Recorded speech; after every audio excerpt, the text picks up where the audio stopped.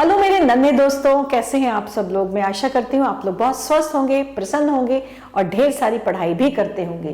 तो आज हम हिंदी ग्रामर में, हिंदी व्याकरण में नया क्या देखने जा रहे हैं, क्या सीखने जा रहे हैं, चलिए बताते हैं। स्वागत है आपका सचित्र हिंदी व्याकरण बाई एडोराइज इंडिया से पाठ 2 और पाठ का नाम है वर्णमाला।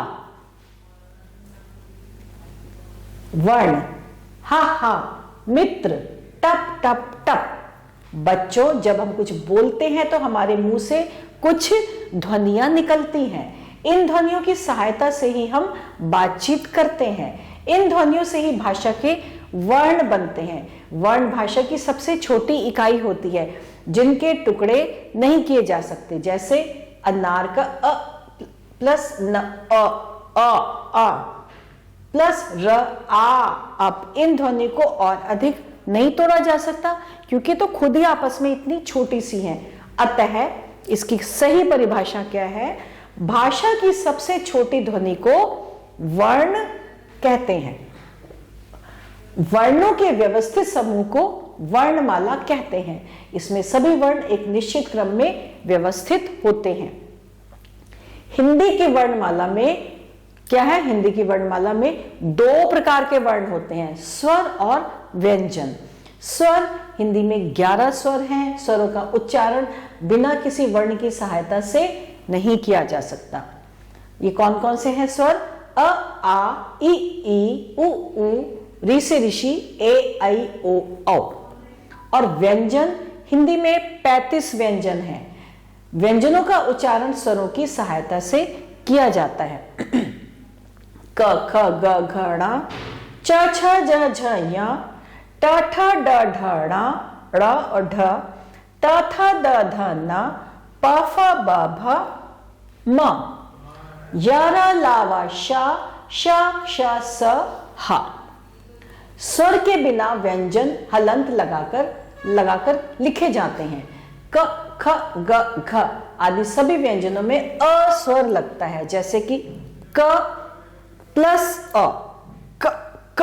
तो इसमें पीछे से आपको अ की आवाज आ रही है ना, क, अ।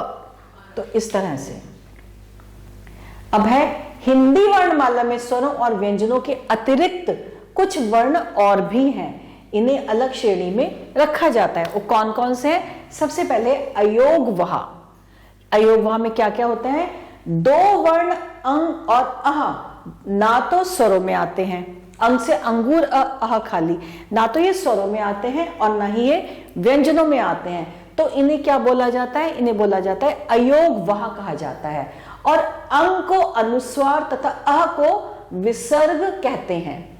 उदाहरण हंस, तिरंगा, प्रातः आदि। ठीक है। संयुक्त व्यंजन, हिंदी भाषा में क्ष, त्र, ज्ञ, श्र ये 4 संयुक्त व्यंजन होते हैं। ये 2 व्यंजनों को जोड़कर बनते हैं, इसलिए इन्हें संयुक्त व्यंजन कहते हैं। कैसे? जैसे क प्लस श। तो आप इसमें देखो, इसमें आपको अ की आवाज आएगी। क, क्ष, अ के बाद में अ की आवाज आ रही है ना, क, क्ष। तो क्या बन जाएगा? क्ष। क्ष से क्षत्रिय वाला क्ष। ऐसे ही ज और य, ज, य, या क्या बन जाए? ज, य, अ की आवाज आई तो क्या बन जाएगा? ज्ञ, ज्ञ। ऐसे त, र, अ यानी कि त्र। श, र, अ यानी कि श। श्र से श्रमिक वाला श्र। इसी प्रकार हिंदी वर्णमाला में 11 स्वर और 35 व्यंजन प्लस 2 यानी कि अयोगवह, अ और अह प्लस 4 संयुक्त व्यंजन, जैसे कि क्ष, त्र, ज्ञ, श्र बराबर 52 वर्ण होते हैं। तो चलिए अब इनको हम एक बार रिवाइज करते हैं, दोहराते हैं। ध्वनियों से ही भाषा के वर्ण बनते हैं। भाषा की सबसे छोटी ध्वनि को वर्ण कहते हैं। वर्ण 2 तरह के होते हैं, स्वर और व्यंजन। व्यंजनों का उच्चारण स्वरों की सहायता से ही किया जाता है। अगर हम व्यंजनों का उच्चारण करेंगे तो हमें ये स्वरों की सहायता से ही करना होगा। 2 व्यंजनों को मिलाकर क्या बनता है? संयुक्त व्यंजन बनते हैं। अब हमें चित्र देखना है और चित्र में क्या लिखा है, चित्र देखिए जिनके नाम स्वर से प्रारंभ होते हैं उस पर हमें सही का निशान लगाना है। हमें स्वर से, जैसे कि तो सा से सड़क, तो स्वर तो है ही नहीं, है ना, ये स्वर नहीं है ना। झा से झंडा, ये भी स्वर नहीं है, ये भी व्यंजन है। आ से आम, ये क्या है, आ, ये है स्वर। मा से ई से ईट, ये भी स्वर है। ऊ से ऊंट, ये भी स्वर है, हमने सही का निशान लगा दिया। लेकिन यह ला से लालटेन, तो यह स्वर नहीं है। तो जो स्वर थे हमने उसके आगे सही के निशान लगा दिए। अब है सत्य कथन पर सही तथा असत्य पर कथन पर गलत का निशान। भाषा की सबसे छोटी ध्वनि को वर्ण कहते हैं, बिल्कुल सही। हिंदी वर्णमाला में 2 प्रकार के वर्ण हैं, स्वर और व्यंजन, सही। हिंदी वर्णमाला में कुल 12 स्वर होते हैं, गलत। व्यंजनों का उच्चारण स्वरों की सहायता से नहीं किया जाता, गलत, उनकी सहायता से ही किया जाता है, तो ये भी गलत। वर्णों का व्यवस्थित समूह वर्णमाला कहलाता है, सही। और अब है चित्र देखिए जिनके नाम व्यंजन से प्रारंभ होते हैं उन पर सही का निशान लगाओ, जिनके नाम व्यंजन से। तो मां से मटका सही, खा से खरगोश सही, ऊ से उल्लू गलत है, अ से अनार भी गलत है, मां से मगरमच्छ और झा से झाड़ू। तो जिनके नाम व्यंजन से प्रारंभ होते थे उनके आगे हमने सही का निशान लगा दिया। अब दिए गए वर्णों से 2 फूल, 2 फल और 2 मिठाइयों के नाम लिखिए। तो अब हम इसमें से देखेंगे, सबसे पहले आ गया फूल। फूल में र च न फी जा गु, गु में हम लिख सकते हैं गुलाब, गुलाब का फूल। और चा से हम लिख सकते हैं चमेली। ये हमने 2 फूल के निशान लगा दिए, नाम लिख दिए। और अब है फल। फल में हम लिख सकते हैं चा से चमचम, नहीं सॉरी, फल में हम लिख सकते हैं जैसे कि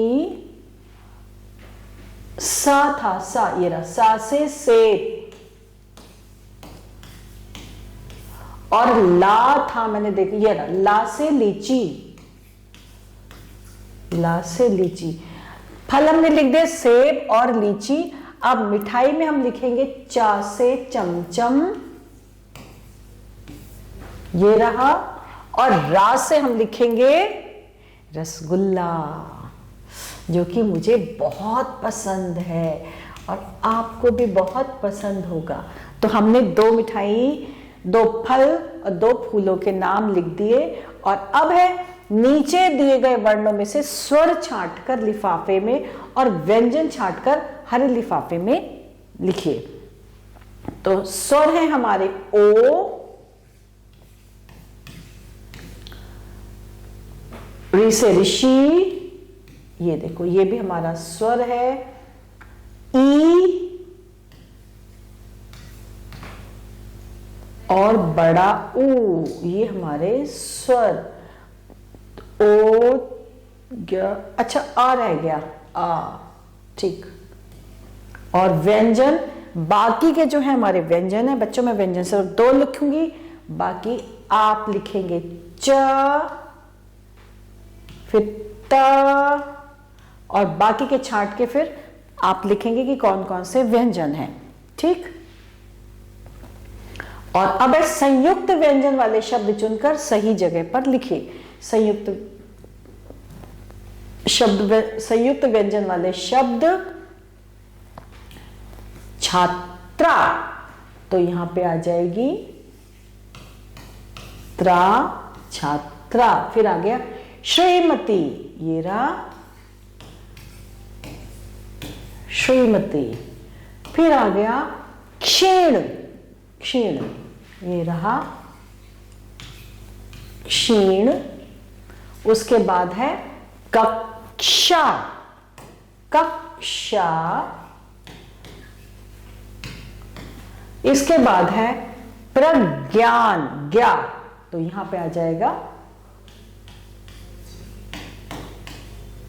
प्रज्ञान। फिर है इत्र, इत्र के पश्चात परिश्रम।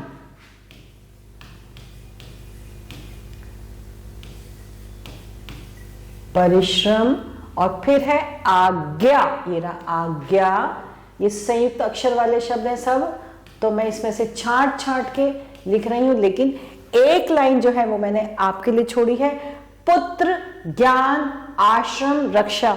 इसको आप देखेंगे कि कहां पे आएगा, और फिर इस लाइन को आप पूरा करेंगे। और अब हिंदी वर्णमाला के सभी स्वरों को क्रम से लिखिए। तो ये बहुत आसान सा है, और मुझे आशा है कि आप इसको बहुत अच्छे से लिख लेंगे, लेकिन फिर भी मैं लिख रही हूं। अ, आ, इ, ई, उ, ऊ, ए, आई, ओ, आओ।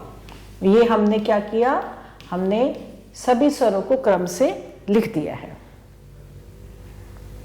तो बच्चों, मैं आशा करती हूँ कि वर्ण के बारे में आपको बहुत सारी जानकारी मिली होगी कि वर्ण किसको बोलते हैं, वर्ण कितने प्रकार के होते हैं, वर्ण और स्वरों में क्या अंतर होता है, स्वर क्या होते हैं, व्यंजन कौन कौन से होते हैं, कितने होते हैं। इस पाठ के माध्यम से आपने बहुत कुछ नया सीखा होगा, और अगले पाठ में बहुत जल्दी आपके समक्ष प्रस्तुत होते हैं कुछ नई जानकारी लेकर। तब तक के लिए आभार।